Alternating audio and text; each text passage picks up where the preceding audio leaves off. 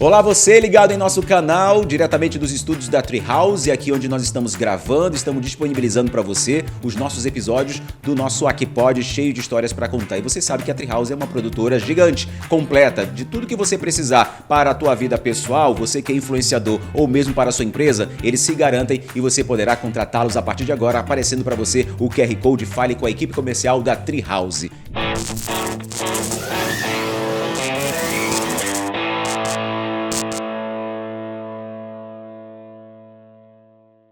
E no episódio de hoje, você vai receber junto comigo aí onde você estiver acompanhando esse cara que tá chamando a atenção na política aqui da nossa capital.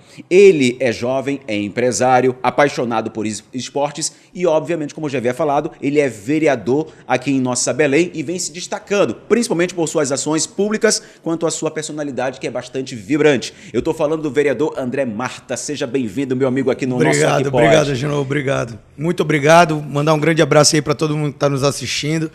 E é isso, bora bater um papo. Gostei do vibrante, viu? Geralmente o pessoal me chama de doido. Mas vibrante foi bom. É vibrante. É porque assim, André, a gente sabe que todos nós temos personalidades. Sim, não. Né? Sejam elas vibrantes, fortes, malucas, mas todo mundo tem sua personalidade e, obviamente, com respeito, a gente tem que respeitar e o respeito ele tem que ser lá e cá. E quando a gente fala em respeito, a gente fala, obviamente, que hoje você é uma pessoa pública. Até um tempo atrás você era um cara das redes sociais, um cara vibrante na torcida do Papão, pra cima e pra baixo, provocando a torcida adversária, enfim, do teu jeito cômico, do teu jeito sincero de ser. Só que hoje você é uma pessoa pública e toda pessoa pública, realmente ela tem um telhado de vidro?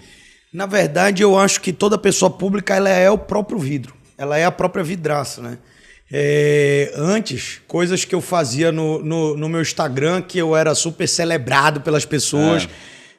Hoje, se eu faço 10%, se eu falo 10% do que eu fazia antes, hoje eu sou um péssimo político, eu sou isso, aquilo, alvo de críticas a todo momento. Por que isso muda aí, André? Cara, eu acho que as pessoas estão acostumadas a querer ver um político sério. A gente vive uma crise política no Brasil como um todo, né? Sim. E a política, ela tá desacreditada como um todo. Esse foi até um dos motivos de eu ter entrado na política, porque eu sempre pensei assim, poxa, cara, eu acho que eu tenho como contribuir. Eu sou um cara que eu tenho boas ideias, tenho criatividade, acho que tenho como contribuir para a nossa cidade. E aí, quando tem essa transição, as pessoas não entendem que antes eu era uma pessoa, um comediante, fazia minhas graças, sempre fui um cara de postar o que me desse na telha no Instagram, e depois eu viro político, a sensação que eu tenho é que as pessoas querem que eu me transforme em um personagem político. E que você possa, talvez, utilizar o teu jeito que você era antes da política, antes de ser uma pessoa pública diretamente, voltada para... estando ali como uma pessoa escolhida pela população, essa personalidade do André, ela permanece aquela personalidade, visto que hoje ele é uma pessoa pública e agora precisa tratar tudo com muito respeito? A minha personalidade original, ela permanece. O que eu tenho tomado cuidado agora esses primeiros meses de mandato eu apanhei muito nas redes sociais, muito por conta de coisas que antes eu fazia e eram naturais. E parece que da feita que tu viras político, tudo que tu faz está errado. Então hoje eu tomo muito cuidado para expor as coisas, para expor as minhas opiniões, porque tudo que eu falo pode ser deturpado, pode ser levado de uma forma errada. Então assim, eu vou te ser sincero que hoje eu estou tentando reencontrar uma identidade que eu possa utilizar nas redes sociais, né? Aquela personalidade do André brincalhão, que fica fazendo piada, que fica na sacanagem, que gosta de uma resenha, ela continua, esse sou eu, o André. Só que quando tu vais para a rede social, se tu for sempre esse cara da resenha, tu não é tido como um político sério.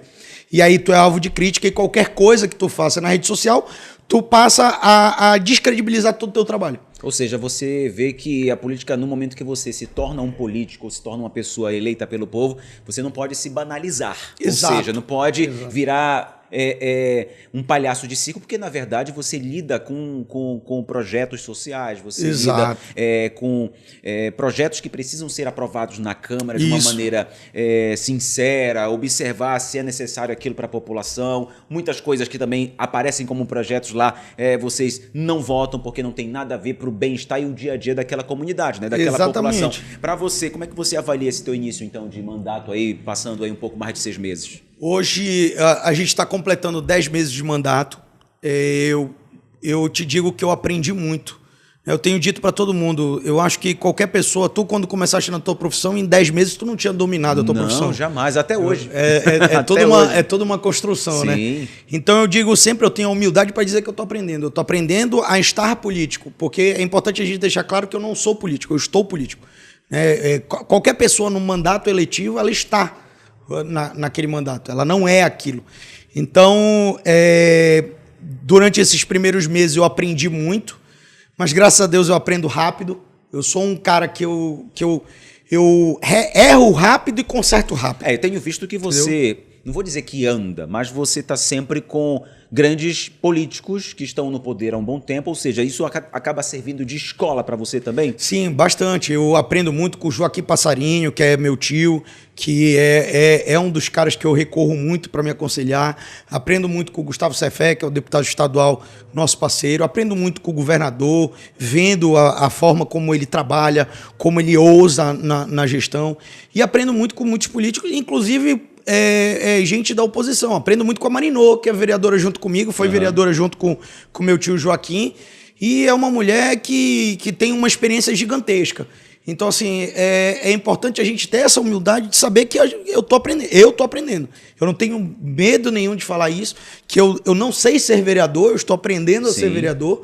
E se um dia eu galgar outros degraus, eu irei aprender também, entendeu? Então eu tenho buscado sempre o aprendizado. E você foi eleito com mais de 5 mil votos, né? Obviamente que é um percentual bem elevado para quem disputa a sua primeira eleição, como você neste caso. Provavelmente o teu trabalho, o teu talento pelas redes sociais, isso possa ter te ajudado aquilo que você falou. As pessoas estão desacreditadas da política porque não votar no André Marta do que votar naqueles que já estão lá há muito tempo e não fazem nada pela população. Eu acho que a maioria da população deve pensar dessa maneira.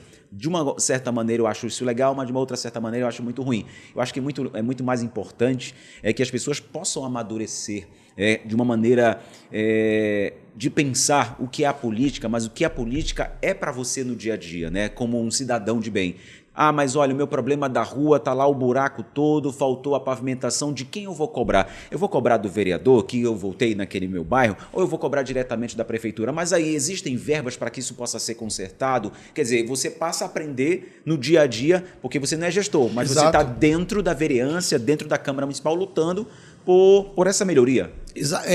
O que acontece? O vereador, ele é o para-choque de qualquer gestão. O vereador, ele é a primeira porta a ser batida, é a primeira porta que a população vai atrás para recorrer.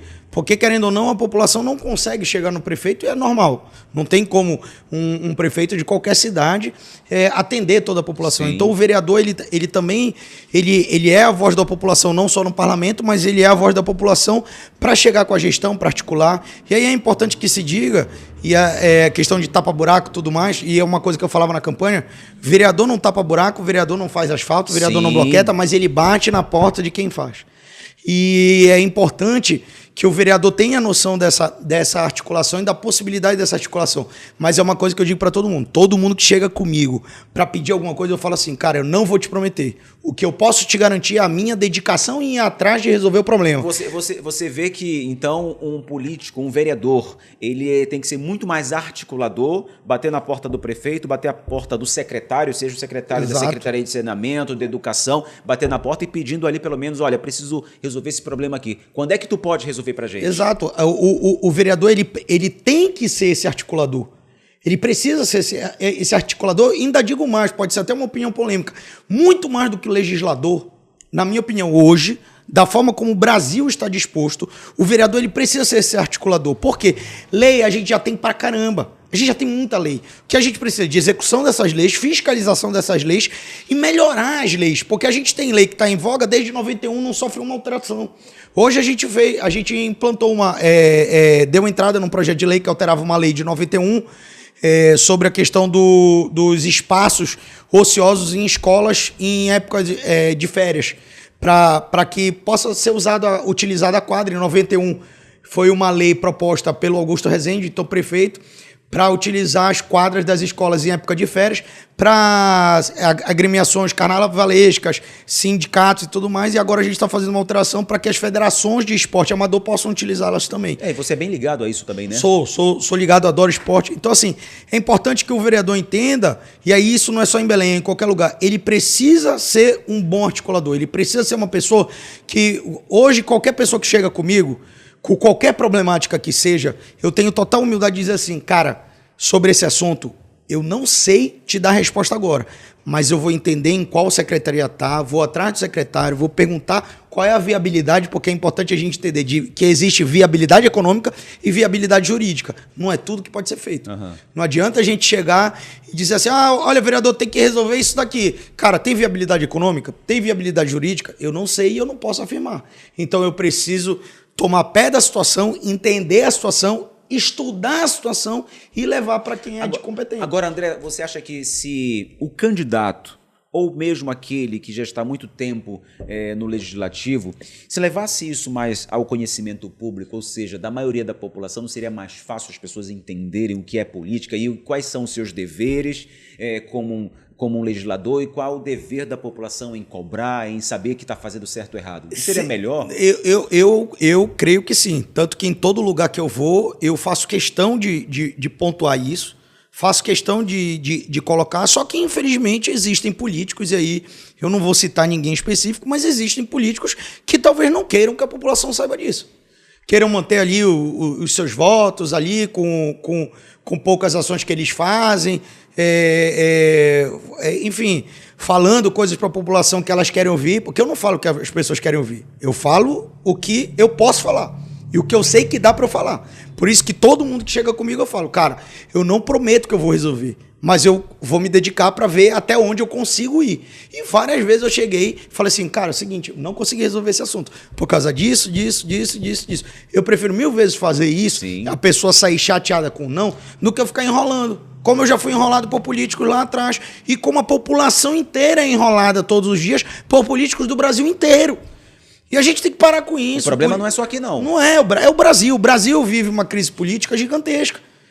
E dos problemas dessa crise política é essa guerra de narrativa. Aí um cara diz que dá, outro diz que não dá, aí enrola, aí para de te atender, aí não sei o quê. Meu irmão, fala a verdade, cara, isso aqui não dá para resolver. Só que às vezes o cara tem medo de perder o apoio, perder isso, perder aquilo. Sim. Ele vai tentando levar com a barriga para ver se mantém o cara ali na base e tal. Isso está errado, na minha opinião. Várias pessoas já ficaram chateadas comigo no começo do mandato porque eu disse não. E o político ele tem que aprender a dizer o não quando tem que dizer não e dizer o sim quando tem que dizer sim. É simples. Agora, André, antes de você ser vereador, está agora na Câmara Municipal, você, na verdade, antes de ser político, você é um empresário. Em qual área exatamente você atua ou atuava? Eu comecei atuando na área de comunicação, eu fui marqueteiro político durante muitos anos. Tive uma agência de comunicação, até hoje eu ainda tenho uma agência de comunicação, mas hoje essa agência de comunicação ela está linkada à minha segunda área, que é a gestão em saúde. Hoje a gente tem algumas empresas na área da saúde, como a Gama Gestão em Saúde, a Future Medical, que é uma empresa especializada em equipamentos médicos, venda de OPMS, essas coisas todas. E hoje a Saturno, a minha agência, ela atende esse grupo, é mais focado na questão da área da saúde. E tu consegue continuar comandando ou você já deixa para... Cara, se não fossem meus sócios, eu já tinha enlouquecido. Então, é óbvio que quando a gente está na política e quando a gente senta para conversar, não foi uma decisão só minha, né? Meus sócios toparam a ideia. Então, hoje, graças a Deus, eu tenho uma equipe técnica também muito forte, uma equipe que ajuda dentro do grupo como um todo e que toca o dia a dia e a gente participa das grandes decisões, digamos assim. Ou seja, você não deixou de lado, né? Você continua atuando, mesmo não que tem como, meu ganha-pão, mano. Né? O meu salário da Câmara vai todo pro Instituto. Então, assim, o meu ganha-pão André, e o que te motivou, então, sair um pouco dessa iniciativa privada e entrar na vida pública, de fato? Cara, 2 motivos principais, tá? O primeiro é justamente a crítica que eu acabei de te falar sobre a questão do político. Eu sempre pensei o seguinte, bicho, não é possível que eu não consiga ser melhor do que várias figuras que estão por aí. Não é possível, tá? Tanto que eu acho assim, se a pessoa for pesquisar o meu trabalho mesmo ir nas redes sociais e ver, vai ver que em pouco tempo a gente já tem colocado algumas pautas em discussão, já tem ido atrás de articulações que muita gente nunca tinha ido ou nunca tinha conseguido êxito, entendeu? Sim. Então, assim, uma das principais coisas é tipo assim, cara, não é possível que eu veja certas figuras andando por aí com cargos eletivos, deputado federal, deputado estadual, senador e tal, e não é possível que eu não consiga contribuir de alguma forma. Eu tenho inteligência, eu sou formado, eu tenho pós. Meu irmão, não é possível que eu não possa ajudar. Esse é um ponto. E também apaixonado por Belém na questão da... Eu creio muito que Belém... Eu sempre falo... A minha irmã se mudou para São Paulo para tentar a vida lá. E eu sempre falei para ela, cara, o dinheiro está aqui. A gente precisa desenvolver a nossa cidade. Porque Belém é uma cidade de grandes oportunidades. A gente está vendo agora a questão da COP. Então, cara, a gente precisa fomentar Belém para que a gente tenha um ambiente bom para o empresariado, para os empreendedores, e para que a gente possa fomentar Belém. Aí esse é um ponto. Sim. O segundo ponto é sobre o meu Instituto de Saúde. O que acontece? Como eu sou ligado na área da saúde, alguns anos atrás, o meu avô foi diagnosticado com câncer no pulmão, metástase no cérebro. E as pessoas têm mania de só homenagear as pessoas que amam depois que elas morrem.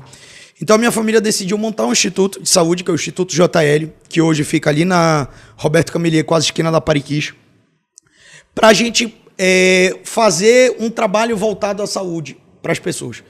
E, cara, ainda estava na gestão anterior, os problemas da saúde ainda não foram resolvidos e vão demorar para serem resolvidos, porque não depende só de uma boa vontade do gestor, do Igor, por exemplo. Se o Igor quiser resolver os problemas da saúde, ele resolve assim? Não. Tem todo um imbróglio para... Eu até faço um adendo aí para você, sim, porque a gente sabe, até um dia desse eu estava conversando com um gestor de saúde, que não é de saúde pública, me dizendo exatamente sobre isso, que a saúde no país ela está em crise. Exato. Quase indo à falência. Exato. Obviamente que ainda mesmo quando a gente fala do SUS, o SUS ainda se autossustenta, ainda tem muita credibilidade. Mas aqueles que, por exemplo, dependem ainda do SUS, quando conhecem a realidade, infelizmente ainda padece pelo atendimento, a fila muito longa de espera. E a gente fala, quando você fala com relação à saúde, e quando a gente fala exatamente do período de campanha do prefeito Igor, exatamente para falar exatamente sobre isso, saúde, com relação a postos, com relação a UPAs, que são as unidades de pronto atendimento, sim, com relação aos hospitais como os próprios PSMs e os hospitais conveniados. Cara, como lidar com uma gestão como essa de hospitais e quando você entra como um prefeito, como nesse caso, o executivo, o prefeito Igor, vê que é uma realidade totalmente diferente daquilo que era visto na época de campanha. Não só a realidade, cara, como quando tu entra na gestão que tu vai levantar o tapete e ver a poeira que foi varrida para baixo. Sim. Porque a gestão não teve transição, né? Entregaram de qualquer jeito. E aí tu tem que ir tateando para te descobrir onde estão os buracos. Então, quando se entra na gestão, tu vê contratos superfaturados, tu vê contrato que não tinha viabilidade financeira de execução, tu vê coisas que precisam ser ordenadas e às vezes nem é herança do último gestor.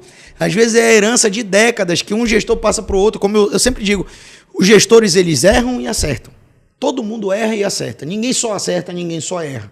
Então os gestores erram e acertam. E a gente vai acarretando e herdando esses problemas. Hoje, e aí tu falaste do SUS. Cara, o SUS, ele é, até hoje, a melhor ferramenta que existe no mundo de saúde. Essa é a melhor ferramenta. O que o SUS precisa? O SUS precisa de dedicação, reestruturação, precisa de investimento e precisa de cuidado, acima de tudo. E quando a gente fala sobre isso, nem tanto ao céu, nem tanto ao mar. Vou te dar um exemplo. O Igor fez um movimento e colocou algumas UPAs para a OS. Aí tem uma parcela da população que diz que isso é privatização da saúde. Não é. Porque o que acontece? Quando tu coloca uma UPA na mão de uma OS, tu fala para a OS o seguinte, olha, tu tens esses critérios aqui para atender. Se tu não atender, tu tá fora, meu irmão. E tu tem tanto para trabalhar. Então eu vou te dar um exemplo. Isso acontece muito. Tem fornecedores que quando vai fornecer para a prefeitura é 3x. Mas quando é uma empresa negociando com outra empresa, que ela ainda fala o seguinte, olha, mas eu vou te colocar nesse contrato, eu posso te colocar em outro contrato também, em outro contrato, o cara tem poder de negociação. E aí o que era 3x para a prefeitura, para a OS custa 1,5x. E a prefeitura só paga 2, porque a empresa tem seus custos, sim, custos de administração e tudo mais, paga só 2, ou seja, economiza, não diminui a qualidade, pelo contrário, tu consegues inclusive aumentar a qualidade, entendeu? Então, a questão das OS é uma forma de tu investir e cuidar do SUS. E tu não está privatizando a saúde porque a pessoa não vai lá, ela não é cobrada pelo atendimento. Você tem uns exemplos, os hospitais públicos regionais, os hospitais públicos que são geridos pelo Estado, são, a maioria, geridos por OSs. Exato. E você não vê falar em falência, em problemas relacionados a esses hospitais. Porque é simples, cara. Quando tu vais colocar, tu tens um teto financeiro. Cara, é esse teto financeiro que tu tem para trabalhar. Pronto, tu tem previsibilidade. Na gestão pública, tu tens que ter previsibilidade de quanto vai dar tua conta no final. Quando é gerido a administração direta, muitas vezes tu não sabe quanto vai dar a conta no final do mês. E a prefeitura tem que dar os pulos dela para poder pagar. Então o que acontece? A gente tem que entender que precisa ter um equilíbrio. Ah, beleza, não pode privatizar a saúde, nem deve. A gente tem que defender o SUS, tem que investir no SUS, tem que melhorar o SUS, tem que apoiar o SUS. Ok, mas também a gente não pode só ter administração direta, na minha opinião. Acho que a gente tem sim que fazer parcerias público-privadas. As empresas não são inimigas da gestão. As empresas são parceiras. Os empreendedores, o micro e pequeno empreendedor, por exemplo, que existem leis que, inclusive, incentivam a contratação de micro e pequenas empresas. Os micro e pequenos empreendedores representam 96% das empresas no Brasil, cara. No Brasil. Só em 2025 foram abertas 21 mil empresas no estado do Pará. Então a gente precisa fomentar esses mercados. Não é, quando eu falo de tu terceirizar alguma coisa e tal, eu não estou falando só para tu entregar para grandes empresas, mas traz o pequeno empreendedor, cara. Traz a pequena empresa para auxiliar na gestão. Eu não estou falando só da saúde, para auxiliar na gestão como um todo. Quais soluções uma pequena empresa pode trazer para melhorar a SEDCOM, por exemplo, que é hoje a secretaria responsável pelas feiras e mercados. Meu grande amigo secretário André Cunha está fazendo um ótimo trabalho à frente da secretaria. Então, na minha opinião, a gente precisa buscar o equilíbrio, nem tanto ao céu, nem tanto ao mar.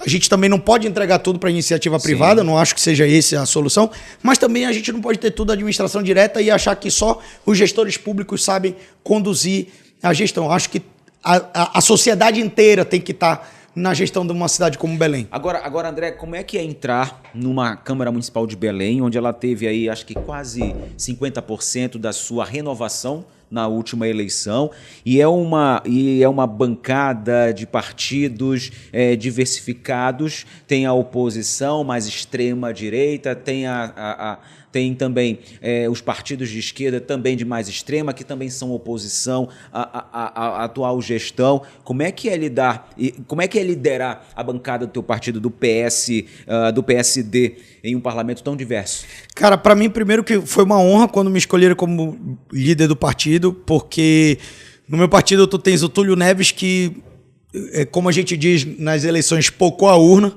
O Túlio Neves muito bem votado, um trabalho sólido e muito reconhecido, não só na Pedreira, que é o bairro onde ele tem mais visibilidade, mas tem um trabalho por toda a cidade de Belém.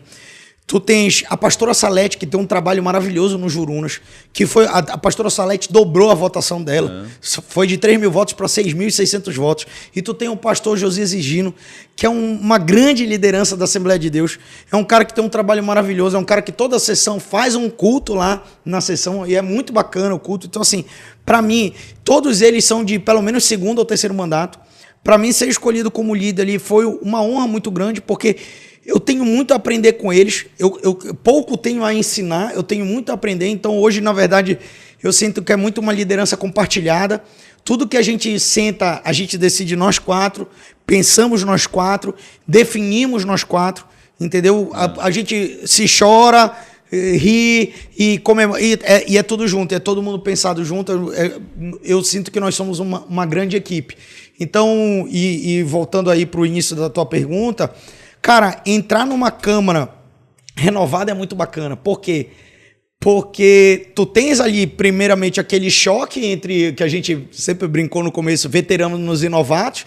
Tipo assim, quem é essa galera que tá chegando aí e tal? Os caras estão querendo... Mas hoje, graças a Deus, a gente tem uma convivência muito boa, tem uma convivência muito tranquila com o pessoal. Tenho aprendido muito com as pessoas que tem lá, tenho aprendido muito com a oposição também, que, óbvio, fica no nosso imaginário, né? Pô, como é que vai ser composição? A gente não vai se falar, será que é briga toda hora e tal? E graças a Deus eu me dou bem com todos, tanto da extrema-direita, quanto da extrema-esquerda, quanto da... Enfim. E tenho buscado sempre esse convívio com os vereadores, porque é o que eu te digo, cara, a nossa sociedade é tão plural, que ali tu tens 35 caboclos representando a população de Belém, e eu posso te garantir que dentre os 35 tem gente que não se sente representada. Ou seja, a gente precisa ter a humildade de entender que a gente tem que saber que todo mundo é plural, que todo mundo tem as suas ideias, todo mundo tem um conceito de certo e errado, e eu tô ali para aprender. E você acha que acredita que essa juventude, através de você e tantos outros vereadores jovens que entraram nas últimas eleições, vocês acabam trazendo um novo olhar para a política municipal? Eu creio que sim, Agenor, porque eu vou te dar um grande exemplo do Jorge Vaz, que é um grande amigo meu, vereador. Sim. Cara, eu falo pro Jorge, bicho, tu é viciado em protocolar PL, projeto de lei. Às vezes, quando eu vejo o Jorge postando, eu mando pra mim, galera, cadê meus projetos? Bora pra cima e tal. Assim, o Jorge vem com várias ideias, outros vereadores trazem ideias maravilhosas também, a Nayara Barbalho, que é minha colega também, mas não só eles, os mais antigos também trazem pontuações muito importantes, trazem trabalhos muito, muito legais. Então, para mim, é legal entrar com essa galera, mas também é legal conviver com os mais antigos pra gente poder entender e pensar, porque tem coisa, bicho, que às vezes tu entra lá, e aí é muito importante essa pontuação. Eu era um cara que antes de entrar na Câmara, eu falava, esses vereadores aí, rapaz, só aprovam nome de praça, título e premiação, rapaz, não tem vergonha na cara, não faz um projeto. Irmão, primeiro mês tentei entrar com um projeto de baixar IPTU para mães atípicas. Não pode, porque vereador não pode legislar sobre matéria tributária. Tentei entrar com outro projeto de tal coisa. Não pode, porque o vereador não pode gerar custo para... Então, assim, o vereador ele é cerceado no ato de legislar. Então, você acha que muita coisa é travada dentro da Câmara Municipal que não possa aprovar para benefício da população, porque você acaba juridicamente esbarrando em leis que não podem ser mexidas? Como é que na verdade, o que acontece? Hoje, tanto que a gente brinca muito, e o próprio prefeito, uma vez, num dos meus desabafos para ele, eu falei... Cara, o artigo 75 da Lei Orgânica de Belém, aí quem quiser pesquisar sobre ele pode ir atrás, ele veda praticamente tudo que um vereador possa fazer de mínimo de execução, entendeu? E o próprio Igor falou, cara, eu também me preocupava muito com isso. E aí a gente volta para a questão da articulação. Mas não tem problema nenhum de fazer um projeto de indicação, que qual é a diferença, cara? Vamos lá. Eu, como vereador, eu não posso criar custo para o município, mas o prefeito pode. Então eu posso fazer um projeto de indicação pedindo, sei lá, eu vou mandar asfaltar uma rua na Marambaia. Eu vou fazer um projeto. Eu não posso fazer um projeto de lei pedindo asfalto na rua. Não posso, tá? Porque eu vou gerar custo e tal, tudo mais. Ok. Mas eu posso fazer um projeto indicativo pedindo para a prefeitura, que é como se fosse um requerimento, pedir para a prefeitura asfaltar tal rua. Aí o que eu faço? Com o requerimento debaixo do braço, eu vou lá no secretário, eu vou com o Igor, para ver a viabilidade econômica, para ver a viabilidade jurídica, para ver se dá para fazer. E aí, dentro de uma articulação, a gente consegue fazer. Mas diretamente, existe sim uma trava jurídica, e não é só em Belém, que o vereador ele não tem muita capacidade de... Ele não tem poder. Não tem poder. Não. Tem um poder executivo, não tem. O vereador não executa nada. Não adianta a gente querer dizer, o meu vereador que asfaltou aqui. Não foi. O teu vereador bateu na porta de alguém que foi atrás do asfalto. Sim. Ok. Como eu já fiz, por exemplo, lá na comunidade Santos Inocentes, na Marambaia. Está sendo asfaltado lá. Não fui eu que asfaltei. Quem asfaltou? O governo do estado. Bati na porta da governadora Hanna. Hanna... O pessoal tá pedindo mais de 20 anos sem asfalto, babá. Fui eu que solicitei o asfalto. Sou eu que estou asfaltando? Não, porque o vereador não executa.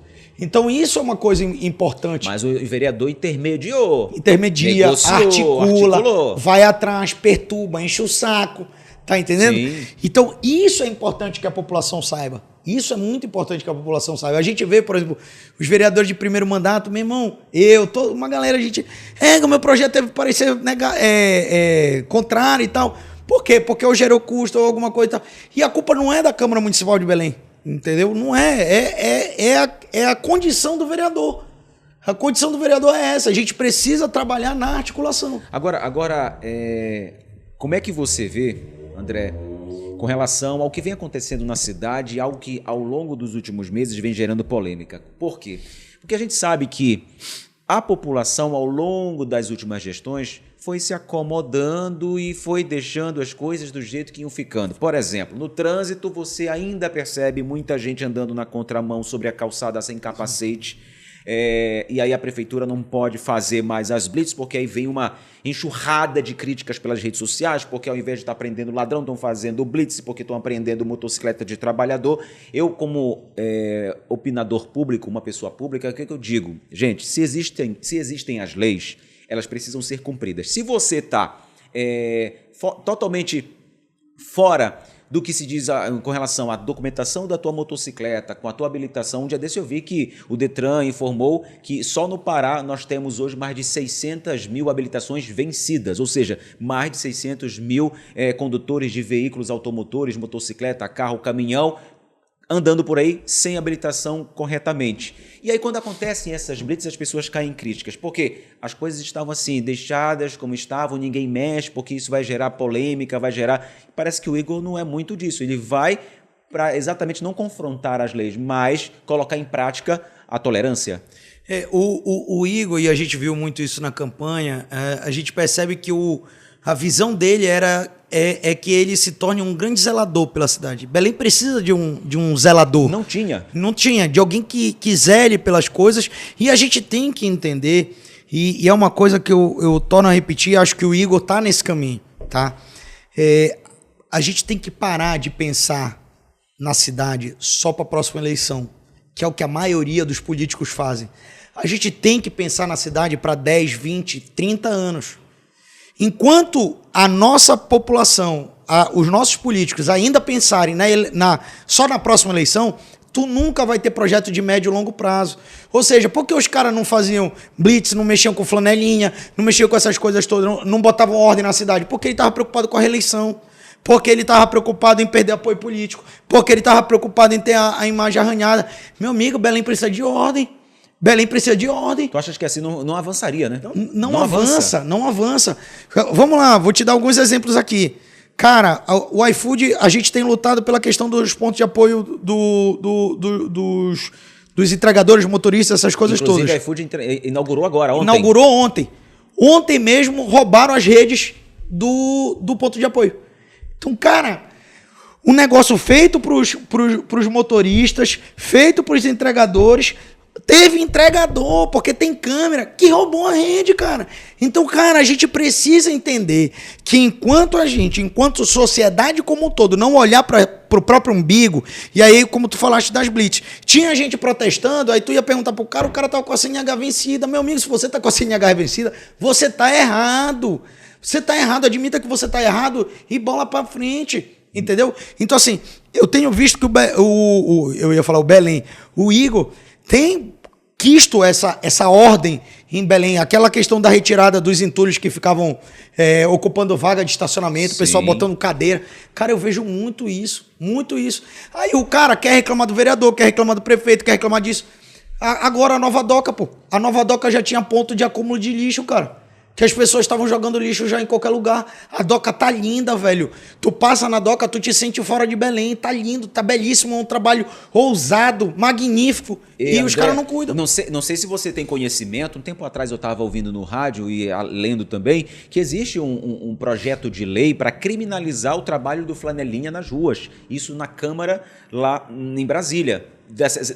Por quê? Por causa da extorsão, por causa da ameaça. A gente teve exemplos recentemente que flanelinhas foram presos. Uma colega de profissão, ela foi ameaçada em frente a um estádio da Curuzu depois de uma partida porque ela não estava conseguindo pagar aquele valor que o flanelinha impôs, que era R$20. Sim. Aí a internet estava ruim e isso pode acontecer. E aí alguém do outro lado grava no celular achando que ela não estava querendo pagar e que ia ficar por isso mesmo e o cara ameaçou. E esse mesmo cara que ameaçou, ele foi preso. Mas não foi preso por ela ser, é o meu ponto de vista, por ser uma pessoa pública, uma jornalista, não. Porque ela foi nas consequências, ela foi à delegacia, registrou a ocorrência, aquela imagem foi prova e foi fácil identificar o cara. Exato. E é isso que a gente tem que entender, Agenor. A gente não pode compactuar com o que está errado. Sim. A gente não pode compactuar. Mas é isso que eu estou te falando. Eu acho que muita gente compactou com o que está errado há muito tempo, normalizando a ilegalidade. É síndrome de Gabriela. Eu nasci assim, eu cresci assim, você sempre assim. E tu vê que isso virou prática comum na cidade. E aí eu não digo só Belém, é o Brasil como um todo. Sim. As pessoas vão empurrando os problemas com a barriga, não vamos mexer nisso aqui, que isso aqui vai dar problema, não vamos mexer nisso aqui, que isso aqui vai dar problema. Tu quer ver um exemplo? Saneamento básico. Na minha opinião, isso aí é achismo, tá? Sabe por quê? Eu acho que o Pará, como um todo, tem os piores índices de saneamento do Brasil, porque é uma obra que não é vista. Saneamento tu não vê, asfalto tu vê. E muito político de interior, o cara não quer enterrar cano para fazer saneamento, prefere botar asfalto, porque a galera gosta do pretinho ali e tal, tu consegue ver. Então, muita gente prefere fazer coisas que a população vai ver, palpáveis, e deixa os problemas da cidade para trás. Porque muitas vezes o prefeito do interior fica... Pra que eu vou fazer essa tubulação se a gente vai fazer a obra, amanhã o cara não vai ver a minha obra, porque tá tudo debaixo da terra. Tá entendendo? E isso eu já vi, cara. Eu já vi acontecer. Agora, André, a gente sabe que eu tô falando como um morador de Belém que anda todo dia, viu? Não tô aqui levantando bandeira política, muito pelo contrário. Mas eu tô vendo uma cidade sendo transformada ao longo desses últimos 2, 3 anos, quando foi anunciado que a COP de 2025 viria para Belém, viria para a capital da Amazônia, e obviamente que os olhos se viram para cá, do Brasil e do mundo, obviamente que os recursos federais foram todos colocados aqui para obras de infraestrutura, que não é para a COP, e sim para o nosso futuro e para o legado que a COP vai nos deixar. E a gente percebe uma cidade transformada, como você muito bem falou. E muitas obras de infraestrutura de saneamento básico foram vistas e foram feitas, como os canais que foram entregues em muitas baixadas da nossa capital. Obviamente que não ia dar para fazer tudo de uma vez, mas muita coisa se avançou em 3 anos do que era para ter sido feito em 100, não é isso? Exato. É aquele negócio. Quando muda uma gestão, tu vê que vários problemas são herdados, não é só da gestão anterior, são de várias gestões, de décadas, 100, 50 anos, que as pessoas foram, esse problema eu vou deixar pra cá, aí o próximo gestor, esse problema eu vou deixar pra cá. Quando tu vê, é um problemaço. E aí agenou numa boca. Tu gosta de aposta? Não muito. Mas vamos dizer, tu não gosta de aposta, então tu não é um cara que tu arriscaria muita coisa em aposta, né? Não. Tu apostaria contra o mundo inteiro? Depende do quê? Porque tem que respeitar o governador. Porque o Helder, ele apostou contra o mundo todo. Porque é o mundo todo, todos os países contra a Copa em Belém. E o Helder teve queixo, coragem, determinação de pegar e falar assim, não, ele deu um all-in. Eu falo pra todo mundo, quem é do meio do jogo sabe o que significa essa expressão. O Helder deu um all-in com a Copa. E mostrou do que ele é capaz de fazer.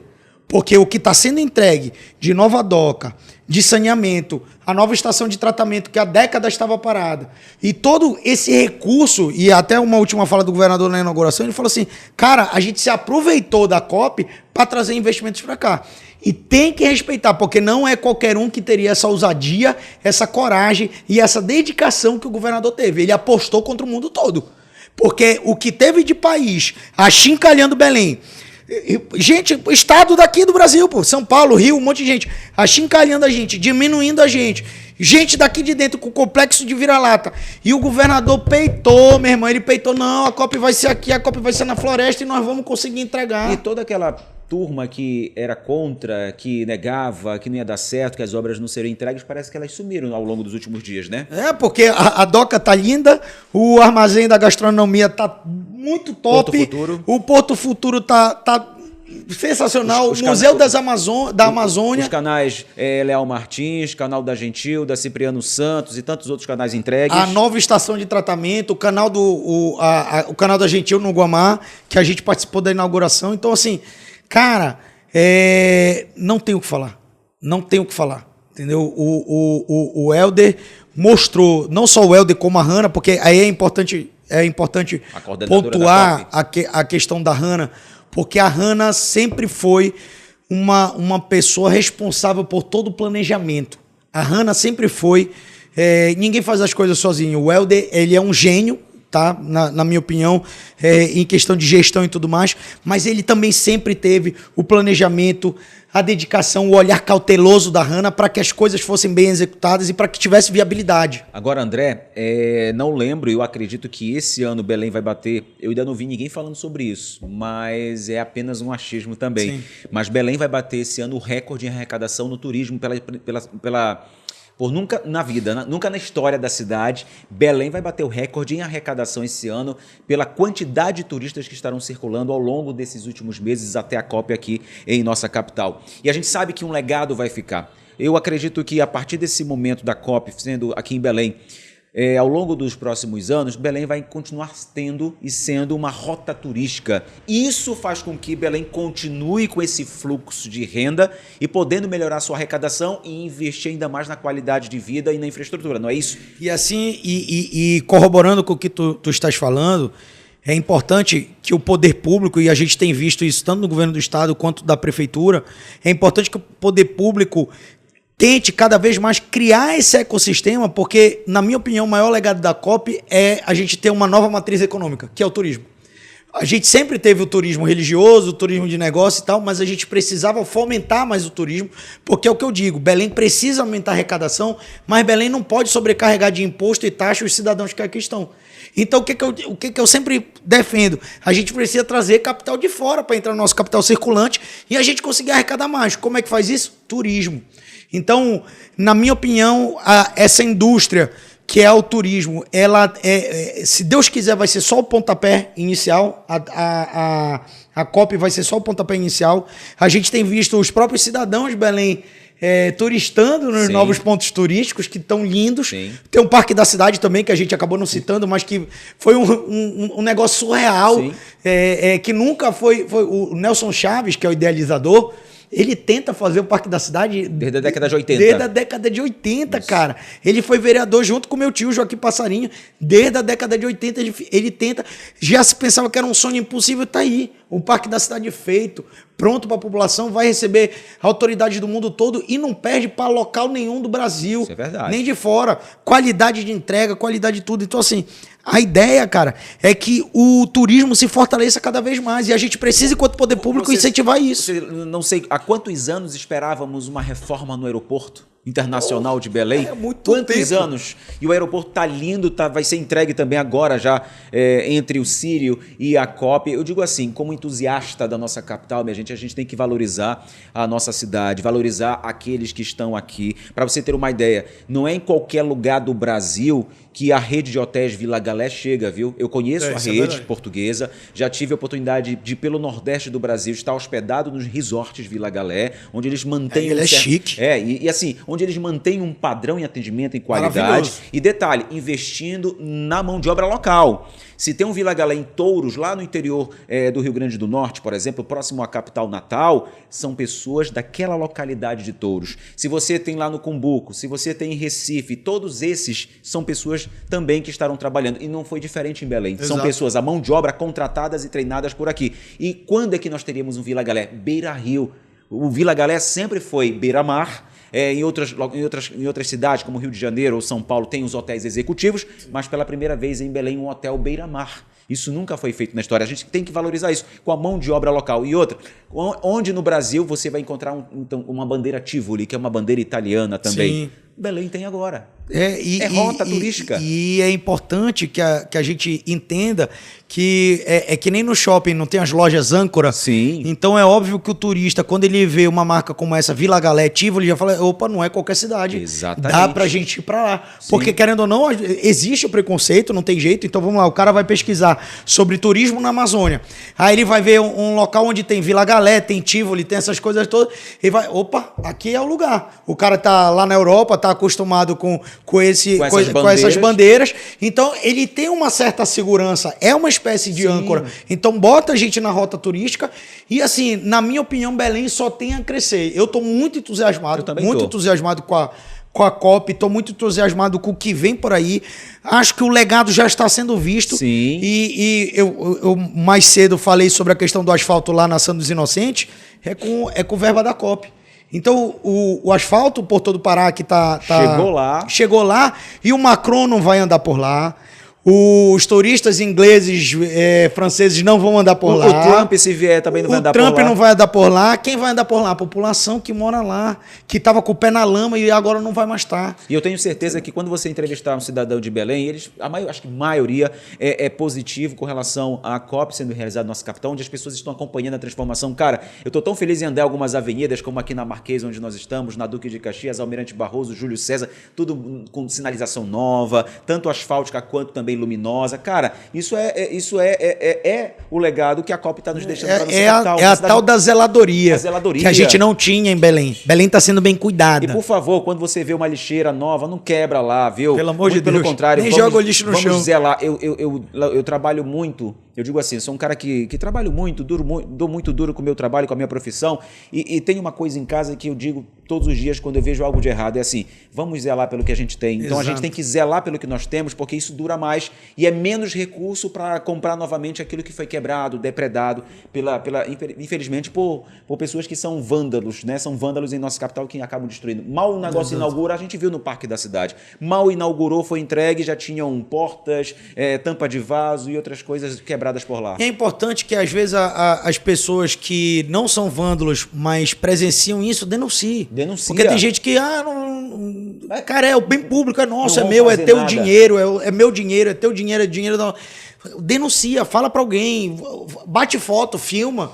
Entendeu? Se tu tiver alguma coisa, se tu vê alguma coisa sendo feita de errado com o bem público, tem que falar. Denuncia, porque a denúncia hoje, nós temos essa ferramenta, celular. Gravou, exato. Coloca logo num grupo de WhatsApp ou então divulga para os portais de informação. Cara, é rapidinho. Manda meu WhatsApp, que é rapidinho que o negócio viraliza e as autoridades vão tomar providência. É só assim, amigo. Exato. Para doer no bolso, manda prender. É igual o carroceiro quando deposita lixo, que você tá vendo. Grava, porque uma hora ou outra a polícia, a guarda municipal vai prender. É importante a gente zelar por tudo isso. É importante. Eu acho que na verdade não é cobrar só do político. A gente também tem que fazer a nossa parte, né? Todos nós temos nossos deveres. Claro. Agora, polêmicas é o seguinte. Tem polêmicas aí. Recentemente, você se envolveu em um episódio polêmico com os torcedores do Papão. Sim. Acabou em agressões e seu afastamento do clube. O que realmente aconteceu naquele dia? Conta pra gente, André. Agenor, na verdade, eu quero pontuar aqui deixar bem claro aí, eu não me envolvi, eu fui envolvido. Tá? Certo. Esse é um primeiro ponto. Segundo, que eu acredito que quem me agrediu não eram torcedores do Paysandu. Tá? Graças a Deus, a nossa torcida é uma torcida muito apaixonada pelo nosso clube, é uma torcida que é sim levada na emoção, mas eu tenho certeza absoluta que os verdadeiros torcedores do Paysandu, como muitos me mandaram mensagem, não compactuam com esse tipo de agressão.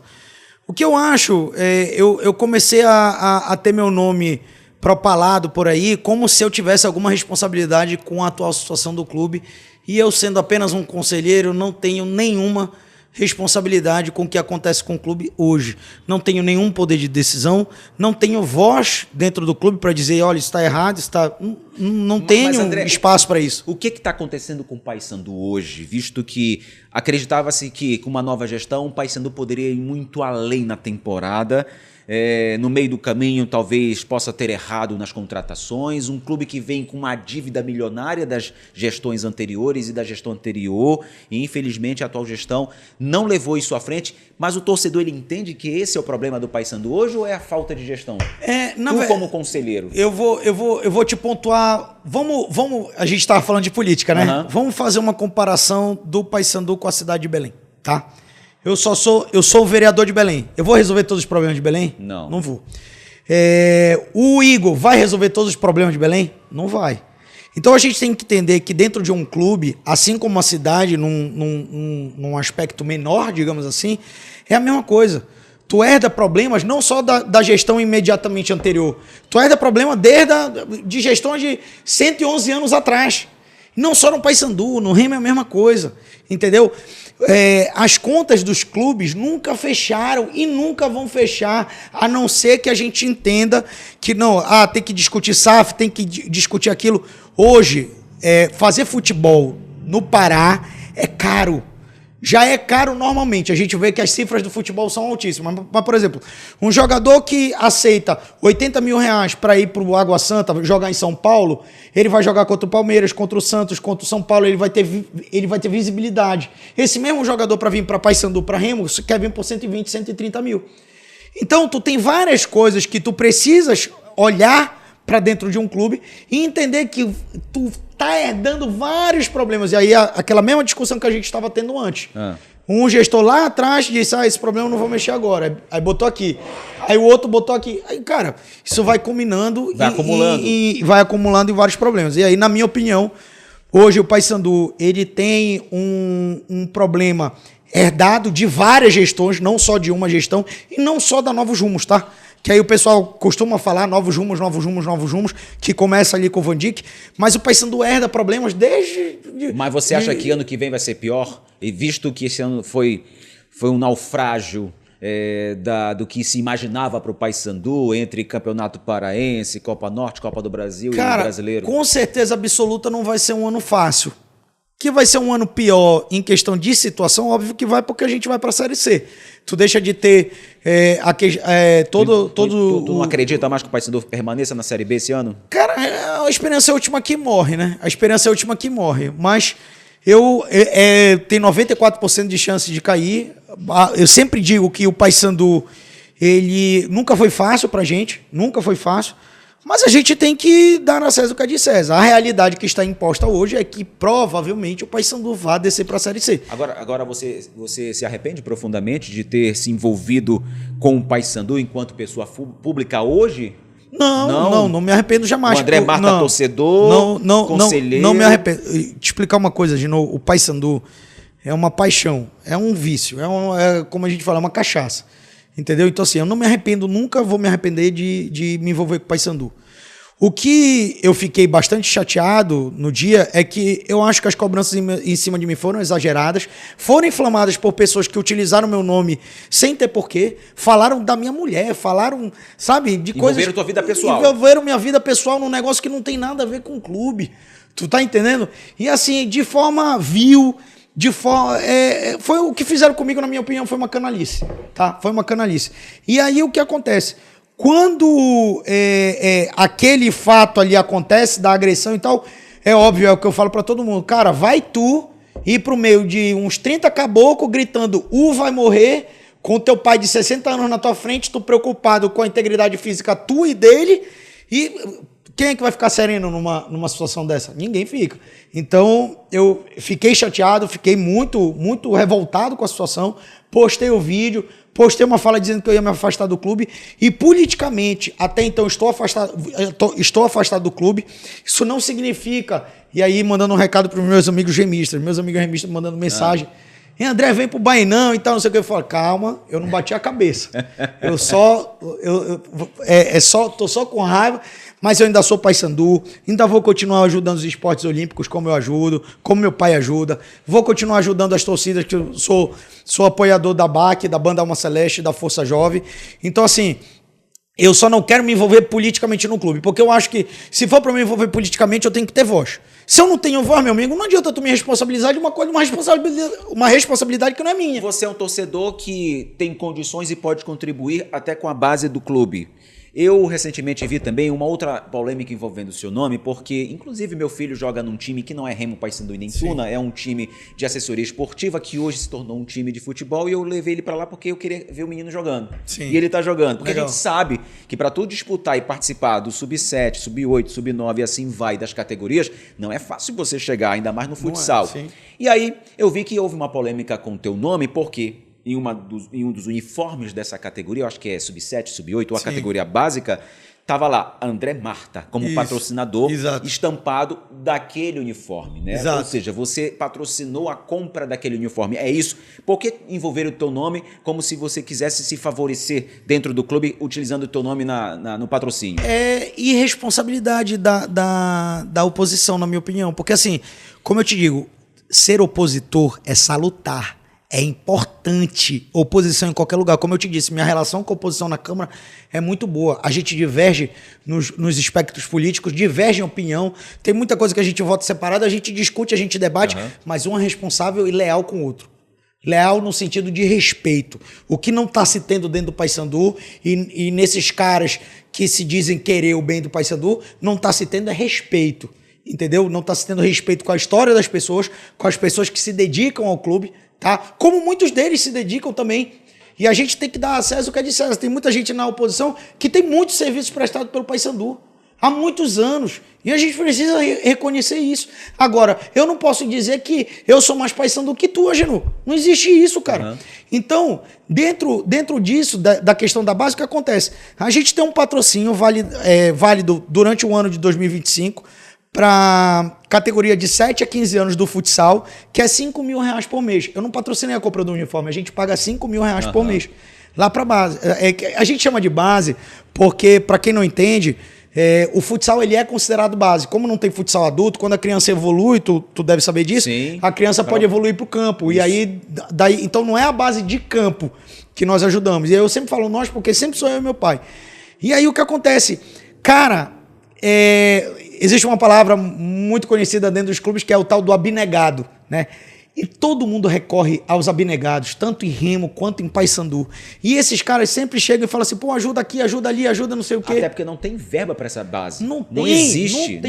Eu digo não adianta dizer que a Lei Geral do Esporte, não tem dinheiro. A verba é do patrocínio. Né? A gente fala que são os patrocinadores. Os pais têm que bancar. O pai que paga a taxa de arbitragem, o pai que, inclusive, por falar em arbitragem, tem uma crítica muito grande, porque eu tenho observado, eu não sou um cara exaltado. Com muito respeito às crianças, eu não sou, mas eu vejo pais muito exaltados nas partidas, mas não com relação ao adversário que o filho está jogando, e sim contra a arbitragem. Porque, assim, é uma crítica positiva, porque só favorecem Remo, Paysandu e Tuna na arbitragem quando é contra um time que não é conhecido, sem expressão alguma. Isso a gente observa. Só que ninguém vem a público com medo de falar sobre isso. E, infelizmente, se não são os patrocínios que tem que gravar, porque aquilo serve como prova, um erro árbitra, e são erros assim grotescos. Igual o erro que teve, por exemplo, do jogo entre Palmeiras e São Paulo, que não foi marcado aquele pênalti, que poderia mudar a história daquele jogo. Mas, enfim, é apenas uma crítica contra a arbitragem. E a gente fala, se não são os patrocínios que pagam taxa de arbitragem, que compram os uniformes de treinos, uniforme de jogos, exato, que quando tem jogos fora, pagam a viagem, os pais que pagam a viagem, né, que inclusive quando o jogo é sempre ali ao meio-dia, no final de semana, ou então de manhã cedo, são os pais que levam café da manhã, exato, são os pais que levam um ajudando almoço. O outro. E às vezes, quando um pai vê que o moleque não tem condição, ele paga do moleque, se cotiza para ajudar. Isso. E assim, é bom deixar claro, Geno, que assim, por mais que a gente ajudamos o futebol feminino, ajudamos o basquete, ajudamos o futsal, quero ajudar o tênis de mesa agora, eu tenho falado toda entrevista que eu vou, tal. Não significa que a gente está resolvendo todos os problemas. Não. Ainda tem problema, ainda precisa de apoio, ainda precisa de ajuda, ainda precisa de gente para ajudar, e todo mundo é bem-vindo. Todo mundo é bem-vindo para ajudar. Remo e Paysandu, eu tenho certeza absoluta que o Remo é a mesma coisa. Quem chegar lá, pô, eu quero ajudar. Ah, tá reclamando do meu nome da base? Paga mais que eu pago 5 mil por mês. Chega lá com 6 mil, pô. Não tem problema nenhum, eu abro mão. Se for para ajudar mais, na hora. Paga 6 mil, paga 5.500 por mês. Não tem bronca nenhuma. Vai lá, tira minha logo. Mas ajuda, faz a tua parte. Até então, só você está ajudando, então. Lá... Eu só vejo o patrocínio do André Marta ali sim, e os patrocínios. Os patrocínios. Porque tem que reconhecer o valor da família. Ali a gente vê sempre que é um sonho de família. E aí é importante a gente destacar o seguinte, eu nunca divulguei que eu era patrocinador da base. As pessoas só souberam disso depois que... Aquele rapaz que eu não gosto nem de citar ele, aquele que tem um olho, parece uma bola de bilhar, pisca 4 vezes em 2 minutos. Então, assim, foi quando ele falou a primeira vez. Que eu nem sabia quem esse cara era. Os pessoal perguntam, mas tu tem algum problema com ele? Eu falei, eu não sei nem quem ele é, rapaz. Eu descobri que ele existia um dia desse, eu nem sabia que esse cara era. Num recorte de vídeo. Num recorte de vídeo lá no programa de José Maria Trindade, rapaz, que ele veio falar, porque é uma plataforma política. Rapaz, se fosse plataforma política, eu era o primeiro a fazer um vídeo dizendo, pergunta para algum pai lá na base se eu fui lá pedir voto, apoio político. Eu não sou nem candidato no que vem. O pessoal já está dizendo que eu sou candidato no que vem. Eu não sou nem candidato no que vem, meu irmão. Então, assim, o que esses caras fizeram? Pegaram o meu nome para surfar no engajamento. Entendeu? Porque é muito fácil bater em mim. Primeira pergunta que tu me fizeste. Político tem telhado de vidro? O político é o próprio vidro. E eu, meu irmão, eu sou a maior vidraça que tem. Porque os caras batem em mim... Só para falou André Marta, vai repercutir, vai engajar. Porque tem gente que não gosta de mim, tem gente que me acha playboy, bandido, safado, corrupto. Tem gente que se incomoda até com teu tênis, né? Não, tem gente que se incomoda com tudo, com tênis, com cabelo. Eu botei dente, já falaram mal do meu dente. Inclusive, um abraço para minha grande amiga Isabela Guerreiro, botou meu sorriso novo. Então, assim, o pessoal se incomoda com tudo. Tem até um meme do do BBB, que era quando tinha aqueles 2 caipiras lá, eu esqueci o nome, que ele fala, se eu faço isso, eu tô errado, se eu faço aquilo, eu tô errado, se eu faço aquilo, eu tô errado, aquilo, eu tô errado. Aí o cara fala, inclusive, nesse momento, eu acho que eu tô errado. Tudo eu tô errado, pô. Então... Talvez é evidência, acho porque você é um cara bem direto, né? É um cara que não teme. E eu acho que, na verdade, papá na língua. Na verdade, sempre foi assim. Em 2023, houve um comentário, ou melhor, comentários sobre a festa com distribuição de 1.000 latinhas de cerveja após o acesso do Papão. O que você tem a dizer sobre isso também? Primeiro que não foram 1.000, foram 10 mil. 10 mil. 10 mil latinhas de cerveja. Galera embriagou mesmo. A gente... foi uma promessa que eu fiz. E se o Paysandu subisse, eu ia fazer o primeiro open bar da Doca. Primeiro e único, porque até hoje ninguém nunca distribuiu cerveja na Doca como eu distribuí. Foram 10 mil latinhas de cerveja, que a gente, grande parceria com a Tijuca, que me ajudou muito na época. E foi uma promessa que eu fiz. Só que não foi o primeiro open bar que eu fiz. Ontem a gente estava gravando e eu lembrei. O primeiro open bar que eu fiz foi quando eu fiz uma promessa de 50 mil seguidores. Quando eu chegar a 50 mil seguidores, eu ia colocar a caçamba do meu carro, que era uma Saveiro na época, cheia de cerveja. E eu coloquei no jogo Flamengo e Atlético Paranaense na final da Libertadores. Eu acho que foi 2022. Isso. E aí foi a primeira vez que eu fiz. E aí, quando o Paysandu estava na questão da iminência de subir, eu fiz a promessa. 10 mil latinhas de cerveja na Doca se o Paysandu subir. O Paysandu subiu. E no ano seguinte, o Paysandu na iminência de cair, eu falei, se o Paysandu ficar, eu vou fazer o Open de Chaco, que aí foram 7 mil latinhas de cerveja lá no Chaco, que nós fizemos, que eu só prometi depois da eleição. O pessoal vem dizer, compraste voto com cerveja, rapaz. Se cerveja comprasse voto, dono de bar era deputado, tá? Porque não compra, não é assim. Eu dei cerveja na Doca mais de 1 ano e meio antes da eleição e fui prometer cerveja de novo depois da eleição. Então, é loucura do pessoal, entendeu? É aquela... É a turma do quanto pior, melhor. Quer atacar os outros, não tem como atacar e quer ficar atacando de qualquer jeito. E André, também teve aquela história onde circulou um vídeo seu no Vaticano segurando um cartaz e cantando uma paródia da torcida. Você vê isso como expressão de fé ou entende que alguns consideram inadequado misturar religião, futebol e política? Cara, e aí é muito bacana tu tocares nesse ponto, porque esse vídeo pra mim, ele representa... a necessidade de aprendizado. Vou te dar um exemplo. Se eu faço esse mesmo vídeo sem ser vereador, meu irmão, ia viralizar no mundo todo e o pessoal ia rir. Eu sendo vereador, eu tô errado, eu tô isso, eu tô aquilo e papapá. E numa boa, cara, tu não ia gostar de ter um Papa brasileiro? Claro. O Dom Arani Tempesta lá? Cara, ia ser muito top. E assim... já tinham memes na internet, aquilo ali não foi ideia minha, já tinham memes na internet fazendo isso, vote Papa Dom Arani, já tinha aquilo ali, as pessoas já estavam fazendo, só que calhou de eu estar na Itália, em Roma, nessa época, em ocasião do aniversário do papai, no aniversário do papai, e aí calhou da gente estar lá e, cara, eu imprimi aqui no Brasil, não imprimi lá, eu fui com tudo preparado, achando que ia ser uma ideia muito top, só que eu esqueci que eu sou vereador. Tu tá entendendo? E é isso que é importante a gente entender. Essa foi uma das coisas que eu aprendi, tá? Que aí eu já não posso mais fazer as mesmas coisas que eu fazia quando eu era comediante. Eu tenho que ter... Não acho que as pessoas que me criticaram estão erradas, não é isso. Só que eu tenho que entender que agora eu sou político, eu tenho que tomar muito mais cuidado redobrado com as coisas que eu falo, com as coisas que eu faço, porque ela pode ser deturpada. Sim. Ela pode ser deturpada. Tanto que as pessoas que entenderam que era uma brincadeira, chegaram comigo e falaram assim, bicho, tu é tão azarado que tu foste torcer pro Dom Arani, tu voltaste com o Papa Leão. Entendeu? Verdade. Então, quem leva na brincadeira, quem entende que aquilo ali era só um momento... Tu queres ver um exemplo? O Joaquim Passarinho, meu tio, que é católico fervoroso, quando eu lancei o vídeo, mandou pra mim, muito bacana. E eu pegando porrada aqui só, entendeu? Mas, pô, cara, eu tava no momento ali, rezei bastante, me emocionei ali durante a Sé Vacante e tudo mais. Tava na expectativa do novo Papa. E, cara, eu tava também no momento de fé. Mas você acha que essa polêmica ou as polêmicas te afetaram politicamente? Ou tu achas que elas te fortaleceram aí a sua imagem como alguém autêntico, por exemplo, que sempre foi? Cara, eu acho que elas mais afetam do que fortalecem. Por quê? Porque eu acho que as pessoas elas estão muito acostumadas com um jeito político almofadinha de ser. Aquele político engravatado que fala grosso, impõe a voz e tal, não sei o quê.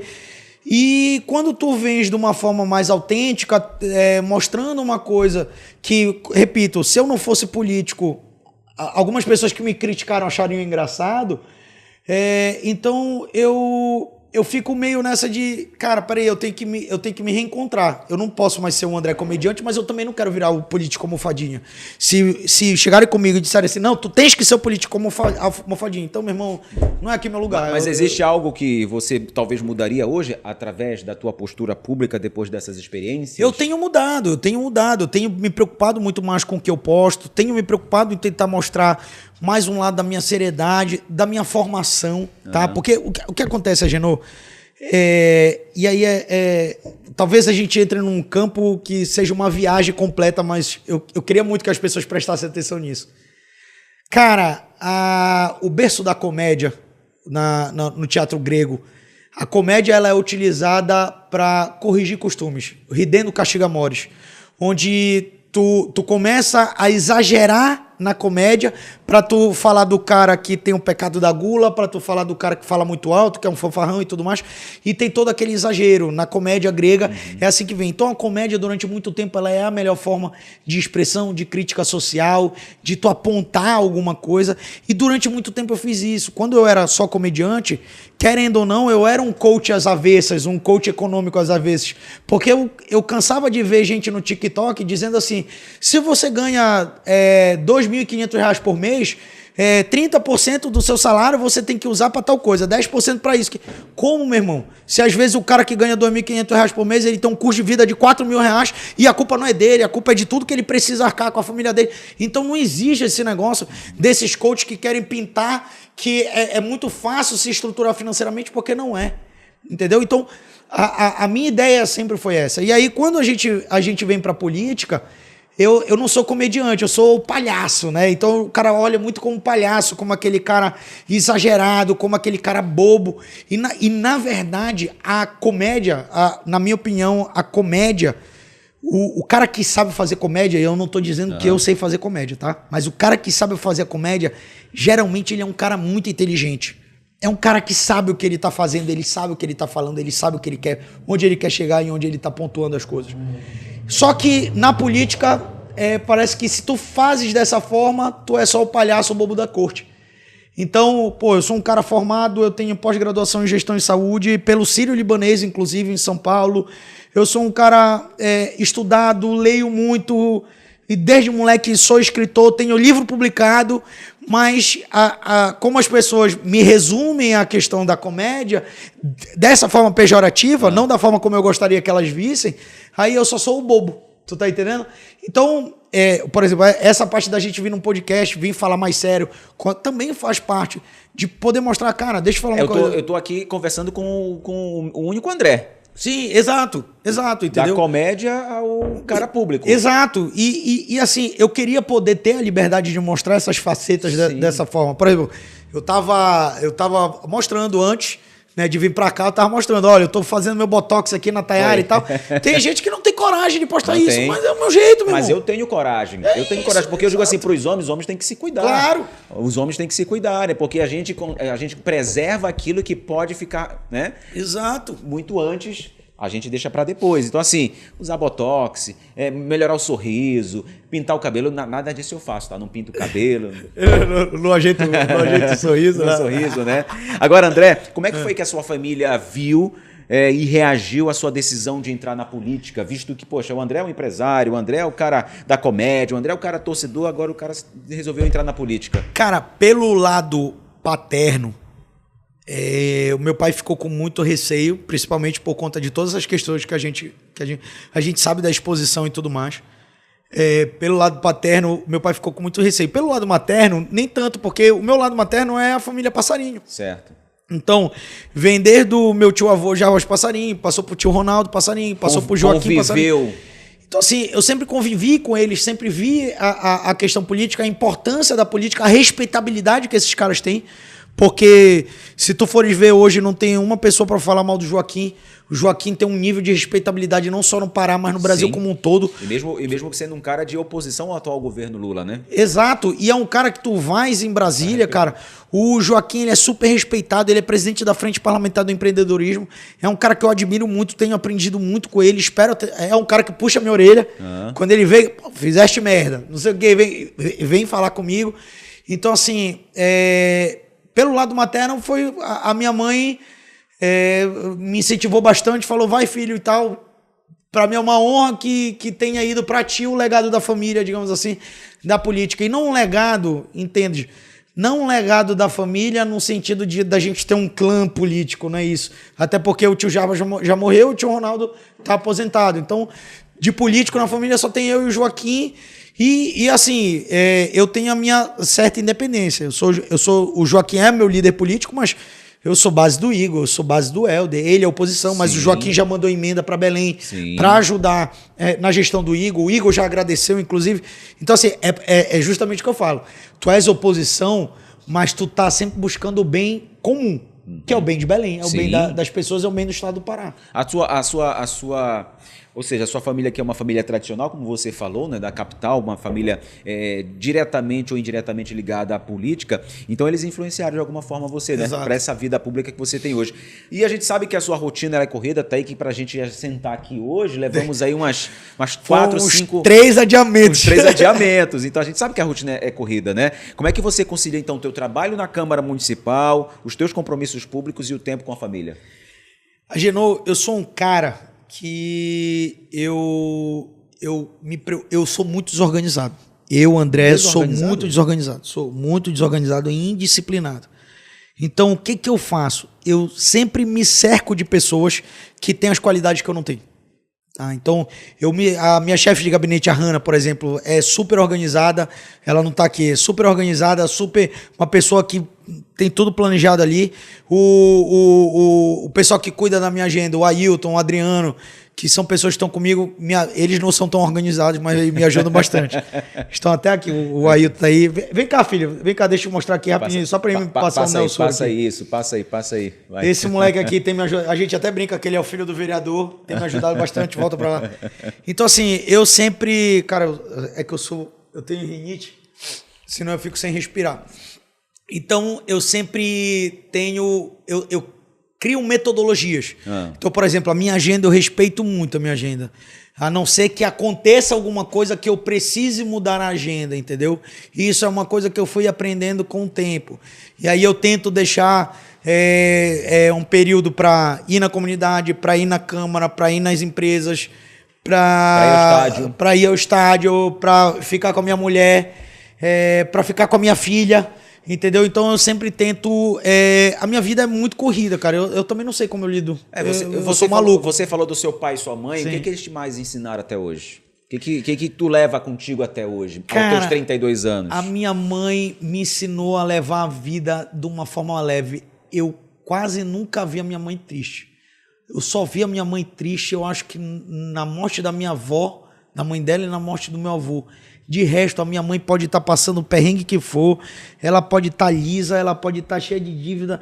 Meu irmão, ela tá rindo para as paredes, tá fazendo piada, tá brincando, tá sempre leve, alto astral. Então ela me ensinou isso.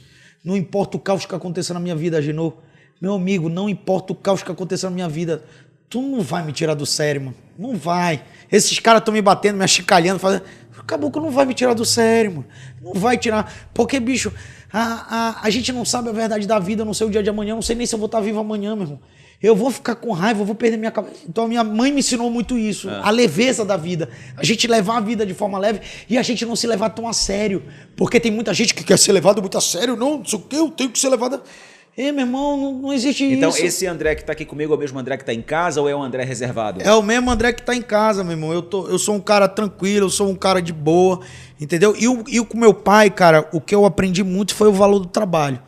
O meu pai, desde que eu entrei na faculdade, primeiro dia de faculdade, eu fiz publicidade e propaganda, sou publicitário por formação. Quando eu entrei na faculdade, eu não sabia nada, né? Papai ligou pro Severo Filho, dono da Norte Comunicação, gente boa, falou: Severo, seguinte, meu filho entrou pra publicidade, arruma um estágio pra ele. Aí, pô, André, mas não precisa pagar nada pro moleque, eu só não quero vagabundo dentro de casa. Desde o meu primeiro dia de faculdade, eu fui trabalhar. Então, assim, meu pai sempre me ensinou o valor do trabalho e que a gente vale o nosso trabalho. Vale o que a gente consegue desenvolver, vale o que a gente consegue entregar. Então, meu pai sempre me mostrou isso, que a gente tem que trabalhar, prover a família, cuidar da família e trabalhar acima de tudo. Então, assim, juntando a leveza da minha mãe com a vontade de trabalhar do meu pai, deu esse maluco que tá aqui na tua frente, entendeu? Que às vezes nem eu sei como eu lido com tanta coisa, com tanta tarefa para fazer, mas eu gosto muito da minha vida assim e eu vou te dizer a verdade. Se a minha vida não fosse agitada desse jeito, eu já tinha enlouquecido. Eu gosto de lidar com essa coisa. Tenho TDAH, sou diagnosticado de TDAH, tô em tratamento, tô me tratando tomando meu remédio lá todinho. Minha psicóloga também que me escuta, enfim. Mas é isso, cara. A vida... O Ferreira Goulart tem um documentário... Desculpa eu estar viajando aqui, mas eu... Fica à vontade. Tem um documentário da vida do Vinícius de Moraes que é lindo. Esse documentário foi feito em 2005. E no meio do documentário, o Ferreira Goulart, que já morreu também, ele pega e fala o seguinte, ele falou, eu gostava do Vinícius porque o Vinícius... Ninguém sabe a verdade sobre a vida. Eu vou ficar do lado do cara que só bota as coisas pra baixo, que só quer saber olhar pro mal, por coisa ruim. Eu gosto do Vinícius. O Vinícius, toda hora ele tá alegre, toda hora ele tá brincando, ele liga pros amigos pra saber se tá tudo bem, ele tá feliz, ele não se leva a sério, ele brinca, ele ri, e fazia um trabalho primoroso, um trabalho majestoso na poesia, na música, entendeu? Entregou pra sociedade muita coisa. Entendeu? Daquele jeito dele, leve, brincalhão, viveu a vida de poeta, entendeu? E é isso que eu quero pra minha vida, é viver a minha vida leve, entregar pra população que confiou no meu trabalho, confiou em mim. Se não... não gostei do trabalho do André, beleza, irmão, escolhe outro, não tem problema, entendeu? Então é assim que eu quero levar a vida. Então, bora pra cima. O Bora Pra Cima virou uma marca sua? De onde surgiu essa expressão? Na verdade, quando a gente começa a pré-campanha, a gente cria a expressão Pra Cima Belém, tá? Que aí depois eu até brinquei com o Igor, que eu falei assim, olha, tu me imitaste no teu slogan de campanha, que ele foi pro Levanta Belém. Eu tinha feito Pra Cima Belém, ele foi pro Levanta Belém. Falei, tu me imitaste. Aí eu que criei o Pra Cima Belém. E aí a gente cria o Pra Cima Belém, porque eu acho que a gente tem que ir pra cima, tem que ir pra cima dos problemas, ir pra cima das coisas. E é o que eu te falei lá no início da entrevista. Tu chegaste comigo com um problema? Eu não sei, mas eu vou pra cima. Eu vou pra cima, vou ver o que dá pra fazer, vou estudar viabilidade, vou ver isso, vou ver aquilo. E o Bora Pra Cima, ele é um programa idealizado pelo Joaquim Passarinho, tá? Em parceria com a Besouro. O Joaquim mandou uma emenda para a Besouro, que é um programa para microempreendedores, de formação de microempreendedores, entendeu? Para que a gente possa, como eu te falei lá naquela parte, 96% das empresas no Brasil são formadas de micro e pequenos empreendedores. Tem muita gente que chega comigo pedindo emprego. Emprego não tem para todo mundo, mas a gente pode fomentar o empreendedorismo. E a gente deve fazer isso. Porque o empreendedorismo, ele é uma saída, sim, para que a gente consiga renda para a população que não tem. Então, Bora Pra Cima, ele é um projeto em parceria com a Besouro, Joaquim Passarinho, eu e o Conjove. E não vai acontecer só em Belém, acontece no estado e mais algumas cidades que eu não vou lembrar agora quais cidades são. Mas é para que a gente pegue jovens empreendedores com micro negócios, o cara que tem um carrinho de lanche, o cara que tem uma barbearia pequena de bairro, a mulher que tem a esmalteriazinha dela de bairro, para que ele entenda, para que ele saiba quando é que ele está trocando dinheiro, porque às vezes o cara não sabe precificar, então ele não sabe o que ele tem que botar na conta dele, a conta de luz dele, fração da conta de luz, fração da gasolina. Então ele acha que só pagando o insumo ele já está lucrando e muitas vezes ele está só trocando dinheiro porque ele não está botando outros custos. Para ele aprender a gerenciar, saber diferenciar o teu dinheiro pessoal do dinheiro da tua empresa, por mais que o teu negócio seja pequeno, é importante tu ter essa separação, porque é muito fácil de tu te confundir e isso virar uma bola de neve. Sim. Entendeu? Então o Bora Pra Cima, ele é um projeto que nasce justamente para a gente fomentar isso. E ele é permanente? Ele tende a ser permanente, ele é a priori, ele é um período. Ele vai ser um projeto feito por um período. Aí ano que vem nós vamos fazer de novo. Ele não é permanente no sentido de ter aulas todas as semanas. Ele é durante um período. Ele foi pensado, idealizado durante um período. E aí ano que vem a gente pretende fazer de novo e melhorando o programa. Entendeu? Para que a gente possa recebendo recursos, melhorando isso para que a gente possa fomentar o empreendedorismo. Viu só? André Marta também tem preocupação com o fomento, com o empreendedorismo aqui na nossa capital. Agora, para nós caminharmos para a nossa reta Consegue mais final, uma água pra mim, por favor? vê mais uma água para ele aqui, um bate-bola com você rapidinho. Na hora. Olha eu só, adoro bate-bola. Bate-bola é rápido. Eu fico nervoso. Um político que te inspira. Joaquim Passarinho. Por quê? Porque o nível de respeito e credibilidade que ele tem a nível nacional não é algo fácil de construir, tá? Eu acho que são poucos os políticos que, em mais de 30 anos de vida pública, conseguem ter uma imagem ilibada como o Joaquim tem. Nem eu tenho 10 meses de mandato. A minha imagem é mais arranhada do que a dele com mais de 30 anos de vida pública. Tu tá entendendo? Uhum. Porque o pessoal vem e bate e tal, essas coisas todas. Então, o nível de credibilidade que o Joaquim tem a nível nacional, de entrar em qualquer discussão e ser respeitado pelos maiores empresários do Brasil, ser respeitado no Congresso Nacional, ser respeitado pelo presidente da Câmara Federal. Então, para mim, o meu sonho é um dia ser parte do que ele é, cara, né? Talvez eu nem consiga chegar onde ele chegou, mas se eu conseguir ter porcentagem do que ele representa hoje na política nacional, eu já estaria muito satisfeito. Um time do coração. Paysandu. Isso aí é fácil. Esse não tem negociação. Não tem. Um lugar de Belém que você ama. Cara, um lugar de Belém que eu amo. Posso pensar um pouco? Pode. Eu gosto muito do Mangal, das Garças, tá? O Mangal é um local muito aprazível, um local que é muito gostoso o contato com a natureza, é muito gostoso, mas assim, Belém tem vários cantos que eu adoro. Eu gosto muito da Orla de Belém, gosto muito da Praça Batista Campos, que é perto de casa. Gostei muito depois da reforma do cemitério do Soledad, que virou praticamente um cemitério-museu, como é o La Recoleta, em Buenos Aires. Uhum. Então, assim, Belém tem vários cantinhos charmosos, maravilhosos. A nossa Brás de Aguiar, que é um canto maravilhoso de Belém, que agora tá tendo uma renovação com novos pontos, tendo mais vida, né? E tal. Então, são vários lugares que eu gosto. A gente sabe que nós temos a maior gastronomia e melhor gastronomia do Brasil e do mundo, mas tem algum prato que não pode faltar, uma comida que não pode faltar. Cara, eu tenho períodos, tá? Eu tô no período do caranguejo toque-toque. Então eu não sei qual é a pira que eu tô, moleque, que toda semana eu quero comer caranguejo. E caranguejo é um negócio que eu gosto muito, porque, cara, como eu sento pra comer caranguejo, eu esqueço o mundo que tá ao meu redor. Eu como 5, 6, 7 caranguejos e com um potinho de farofa do lado, vinagrete, aí mistura. O caranguejo é muito bom. Um erro que te ensinou muito? Um erro que me ensinou muito é achar que eu posso falar qualquer coisa na internet que as pessoas vão me interpretar direito.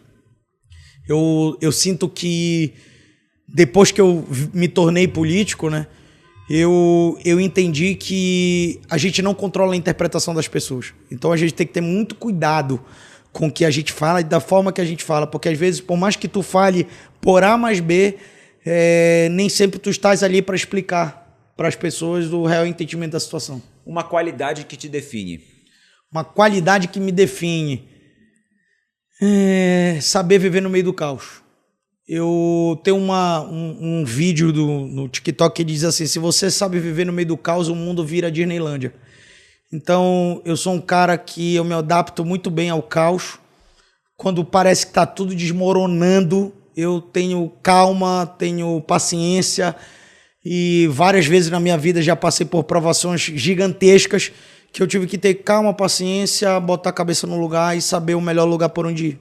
Isso, para mim, é essencial. Você está 10 meses com seu mandato, mas já vive a política há muito tempo na vida. Um sonho político? Ser senador da República.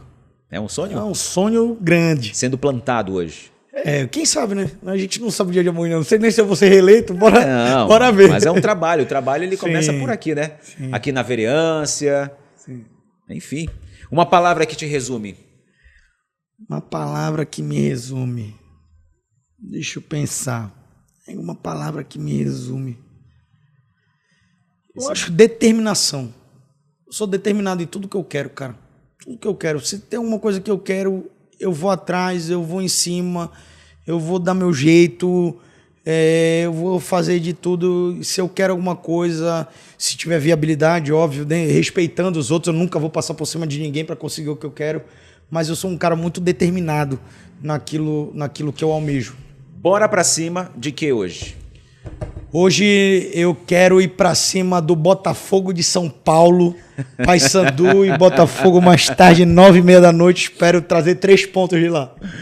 Ainda tá nessa crença em acreditar? Obviamente que, como você falou, a esperança é a última que morre. Quando né? sair esse programa, talvez eu já esteja chorando ou rindo, né? A gente não sabe. É verdade.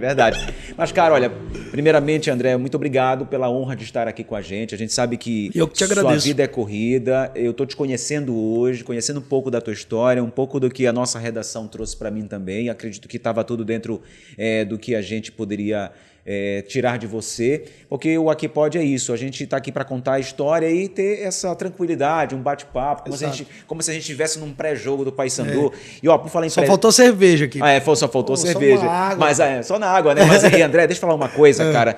O que tu achas? Tu como torcedor do Paysandu, um cara que vai ao estádio, o que tu achas do pré e pós-jogo com som alto fora do estádio? Cara, é aquele negócio. Antes de eu te responder essa pergunta, eu vou te dar um exemplo, tá? Tu é a favor ou contra o ônibus de graça no domingo ou feriado? A favor. A favor. Mas tem muita gente que é contra porque tu acaba com a corrida de muito motoboy, mototaxista, que às vezes faz renda nessa coisa. Então, assim, pra tudo existe gente que é contra ou a favor. Quando eu tô lá no meio da festa, eu acho muito top. Não tô falando dentro do estádio, Sim. eu tô falando no entorno do estádio. Porque o que acontece? Eu moro na Curuzu, Sim. não tô falando por ser um morador da Curuzu, mas foi Entendi. uma polêmica que eu me entendi. envolvi. Porque o que acontece? Não é o barulho do som, mas são 10 carros com o porta-mala aberto e aquele som estridente lá do outro lado da rua, que quem mora no alto, obviamente que vai se incomodar. Exato. Só que é 1 hora antes do jogo e 1 hora depois. Quando o jogo começa 9h30 da noite durante a semana, ele vai terminar 11h30. Sim. O som só vai terminar quase 1 hora da manhã. Pois é, aí eu te pergunto, tá? Não tô tirando em momento algum o direito que os moradores têm pela lei do silêncio e tudo mais. Mas essa galera que faz o som automotivo, que tem, por exemplo, som automotivo bicolor, onde é que eles vão poder fazer?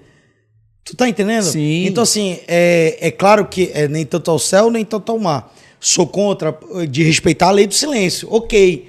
Mas, cara, a gente precisa pensar em formas que a gente tem que ter para que as pessoas possam também, sei lá, pensar num local onde isso pode ser feito, alguma coisa, quem sabe o poder público pode articular, pode ajudar e tal. Eu imagino que a minha amiga Nay Barbalho, por exemplo, vive reclamando que ela mora ali perto do Ver o Rio, e de vez em quando ali ela filma lá da casa dela, eu falei, Nay, a galera tá se divertindo ali, cara, e tal, mas pô, deve incomodar os moradores. Então, assim, é óbvio que várias coisas vão agradar uns e desagradar outros. Acho que a gente tem que pensar em formas de tentar equilibrar. Isso, na minha opinião, é correto. Óbvio que não dá para levar um som altíssimo até 1 da manhã. Sim. Mas, sei lá, conversar, olha, até 8h30 da noite pode? Pode? Não, então bora deixar até 8h30 da noite, que aí depois das 8h30 para. Eu sei que a gente já fez o bate-papo, já conversou aqui, já praticamente se despedindo, só que eu me lembrei de um fato que é importante a gente debater, que é sobre a população que mora hoje na rua, a população em situação de rua em Belém, que aumenta a cada dia. Não sei, André, se você tem caminhado ali pela região central da Cidade Velha, como Ver o Peso, Praça Dom Pedro, Praça do Relógio, aquele complexo turístico da nossa cidade, que infelizmente está tomado por moradores em situação de rua, com barracas montadas e tudo mais. E a gente sabe que a droga tem destruído milhares de famílias no Brasil. Isso não é um caos só em Belém, é o Brasil inteiro. Está aí São Paulo recentemente. O que fazer com uma população dessa? Não estão faltando mais políticas públicas para serem implementadas, para que essas pessoas possam ser resgatadas? Porque a gente sabe que nem todos querem, mas tem uma parte que quer. Com certeza. Eu creio que essa situação ela tem que ser vista como um caso de saúde pública, tá? Eu acho que são vários fatores que têm que ser feitos. Primeiro, a gente tem que fortalecer as políticas para o cuidado com pessoas em situação de rua. Esse é um ponto, tem a Casa Rua e tudo mais. Precisa ser fortalecida, precisa de mais investimento, precisa de um olhar com mais carinho para isso. Esse é um ponto. Segundo ponto, tu precisas fazer o que o governador Tarcísio fez em São Paulo, que é o quê? É sufocar o comércio da droga. Não adianta só chegar lá e prender o cara porque depois vai voltar outro e tal. Isso. Tu tem que sufocar. Como é que tu sufoca? Tu fecha, tu vai atrás de quem tá vendendo ali, tu vai cerceando até chegar um momento que o cara não vai ter mais onde comprar.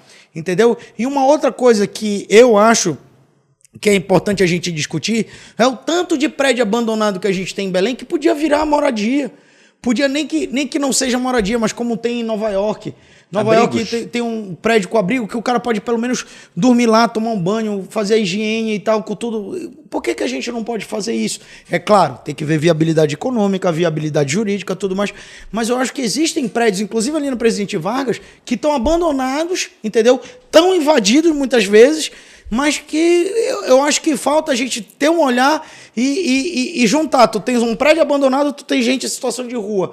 Qual é o problema da gente ir atrás de situações para investir nesse prédio e trazer esse povo para cá de uma forma organizada, que também não vire uma cracolândia vertical, sim. Né? De uma forma organizada, com policiamento, com investimento, com organização. Então, assim, eu creio, sim, que a gente precisa tratar como saúde pública, como segurança pública, mas também como programa de habitação.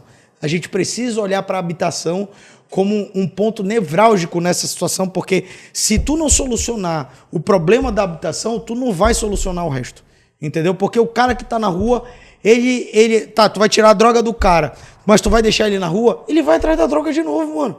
Porque o cara tá numa situação deplorável, o cara não tem onde dormir, tu acha que ele vai fazer o quê? Ele vai usar droga, pô. Por quê? Pra escapar da dor, pra escapar do que ele tá sentindo, pra escapar pra sair da situação em que ele está. Então a gente precisa fortalecer as políticas públicas e ter esses 3 olhares, na minha opinião. Irmão, obrigado, viu? Genoa, tamo junto. Te agradeço. Deus esteja contigo sempre. Amém. E cara, você também. Continue aí pra cima. Obrigado, mano. Tamo junto, irmão, viu? Tamo obrigado. Junto. Valeu. Pessoal, gostou desse episódio? Então não esquece aí, olha, de curtir, compartilhar e comentar. E não esquece também de se inscrever no nosso canal, você que chegou conosco pela primeira vez, porque no próximo episódio você será notificado aqui com toda certeza. A cada semana um novo episódio cheio de histórias pra te contar. No oferecimento e diretamente da nossa produtora Treehouse, você pode agora mesmo solicitar um orçamento para produzir o vídeo da tua empresa ou mesmo teu vídeo pessoal. Fale com quem entende. Essa é a Treehouse. Não esqueça, na próxima semana estaremos aqui de volta no nosso Aqui Pode, cheio de histórias para contar. Até lá!